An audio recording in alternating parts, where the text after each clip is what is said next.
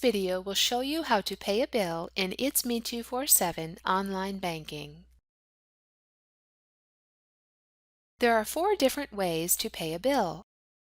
With all 4 ways, you have the same options to select the payment amount, the funding account, and the payment date, as well as to set up recurring payments and payment notifications.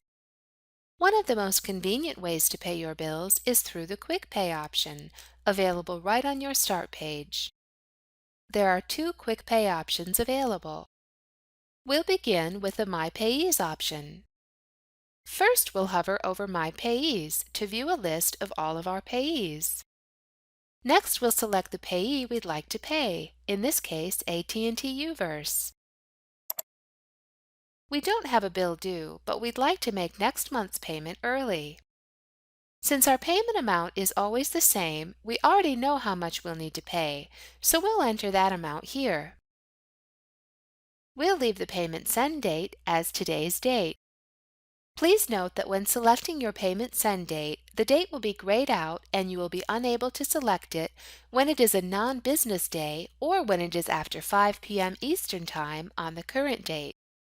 This is the payment delivery date, which, for electronic payments such as this one, is the business day following the payment send date. Now we'll click Schedule Payment. Here we have confirmation that our payment has been scheduled. If we needed to edit any payment details, we could do so by clicking Manage Payments. Since all payment details look right, we don't need to make any changes, so we'll click OK. The second Quick Pay option, the eBills Due option, is similar to the one we just looked at, except that instead of displaying all of your payees, this option lists only those that offer eBills and for whom a payment is currently due. As you can see, we have 3 bills due. Let's take a look at how it works. We'll pay our TV and internet bill. This payee accepts electronic payments, indicated by this cloud icon. We have a couple different payment options, to pay the full amount or just part of it. For our example, we'll pay part of the bill. Now we'll select the account from which we'd like the payment withdrawn. For the payment send date, we'll select Friday when we receive our paycheck. Please note that for electronic payments, the funds to cover a bill payment are withdrawn from the funding account on the selected payment send date. For check payments, the funds are withdrawn on the day the payee deposits the check. If you have insufficient funds on your selected payment send date, you will receive a message here in online banking and via email informing you that the payment was not processed. In this case, you will need to schedule the payment again, and you may be subject to an insufficient funds fee for check payments. To help you remember to put funds in your account, a message will appear in the payment confirmation pop-up, reminding you to deposit enough funds to cover the payment. Please note, however, that this message will appear only for payments scheduled to be sent on the current date and for which there are insufficient funds. You won't see this message for payments scheduled to be sent later. In these cases, you may find our payment notification feature helpful. This feature will send you a message, both here in online banking and to your email address, notifying you that your payment is about to be sent, so you can be sure to deposit enough funds to cover the payment. We'll select the payment notification option for this payment by clicking More Payment Options, then checking this box here. We'd like to be notified of the upcoming payment withdrawal 3 days prior to the payment send date, so we'll enter 3 here. As you can see, we also have the option of receiving a payment confirmation. Next, we'll click Submit Payment. Here we can see the details of our scheduled payment. If we needed to edit any of these payment details, we could do so now by clicking Edit. Since all of our payment information looks right, we'll click OK.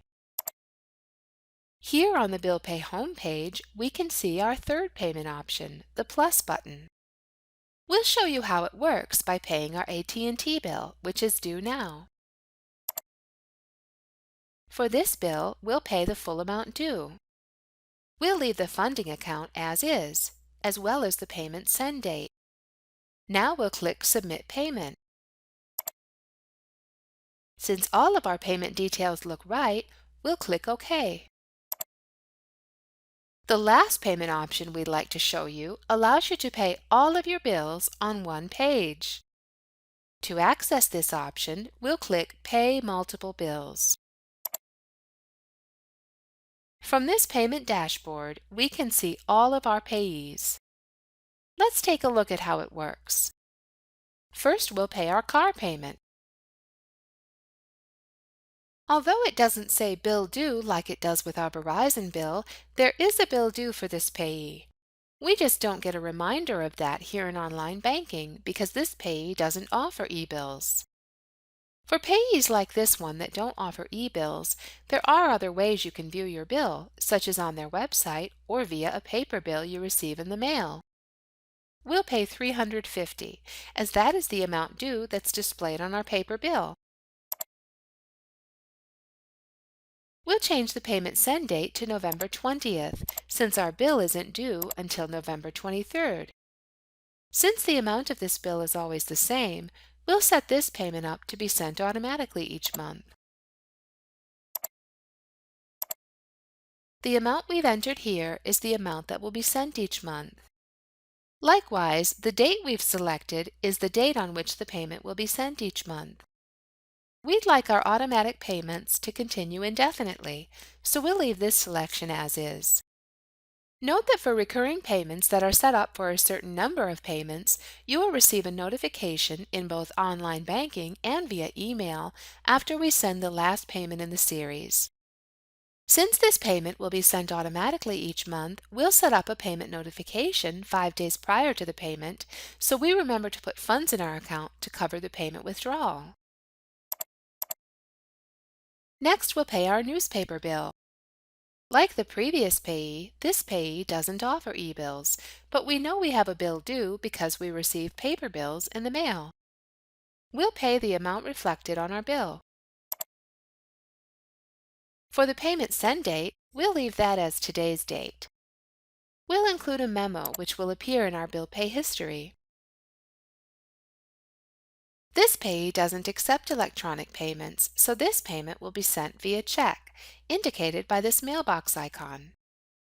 Since this is a check payment that will be sent by mail, the payment delivery time is a bit longer than that of electronic payments. Lastly, we'll pay our Verizon bill. We'll pay just part of the bill, since a Verizon customer service representative reduced our balance when we called just now. We'll change the send date to next week Friday when we receive our paycheck. To help us remember why we paid less than the full amount of the bill, we'll include a memo. In the Total Payments field, we can see the total of the 3 payments we're scheduling. We'll leave the funding account as is. Since we're finished entering payment details, we'll click Schedule Payments. The payment details for all 3 payments look correct, so we'll click Confirm. Lastly, we'll click OK. Here we can see a 1 indicating a pending payment beside all of the payees for whom we have scheduled payments today. As you saw in this video, there are many different ways you can pay your bills in It's Me 247 online banking. If you have any questions about bill payment options, please contact us at the credit union and we'll be happy to assist you.